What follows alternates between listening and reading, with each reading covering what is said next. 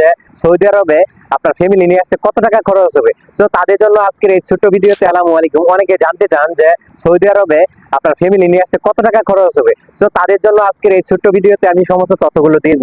তো আপনারা যদি সৌদি আরবে এখানে আপনার একটা অ্যাপ্লিকেশন করেন ভিসা তোলার জন্য, সেক্ষেত্রে আপনার 15 থেকে 20 রিয়াল খরচ হবে আবেদন খরচ।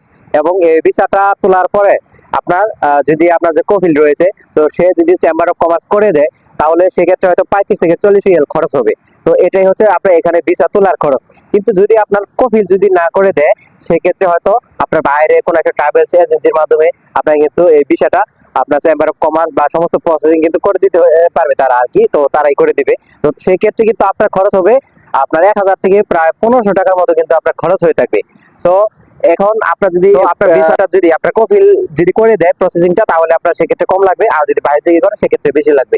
এখন দেশে যে প্রসেসিং করে, দেশে আপনার প্রতিটা পার ব্যক্তির উপর ডিপেন্ড করে প্রায় আপনার 20 থেকে 25 হাজার টাকার মতো খরচ হয়। তো এবার আছে আপনার দেশে যে আরো এজেন্সি ট্রাভেল যে অল্প কিছু আপনার প্রসেসিং যে ফি বা এই যে সব মিলিয়ে আপনি ধরুন 30,000 টাকা সর্বোচ্চ।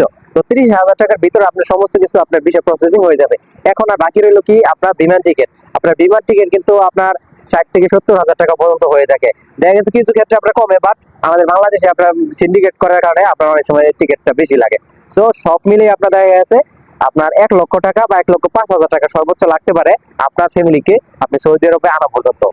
আরো কিছু প্রশ্ন থাকতে পারে অনেকের মনে, যদি কোনো বাচ্চা থেকে থাকে, যদি কারো কোনো বাচ্চা থেকে থাকে বয়স 2 বছরের নিচে হয়, সেক্ষেত্রে হয়তো বিমান টিকিট আপনি 30-35% পর্যন্ত কমিয়ে পেতে পারেন। আর হচ্ছে যে আপনার এখানে যে প্রসেসিং খরচ, ওইখানে হয়তো বা আপনি 2-3 হাজার টাকা কম পেতে পারেন, বাট এটা না পাওয়ার সম্ভাবনাই বেশি।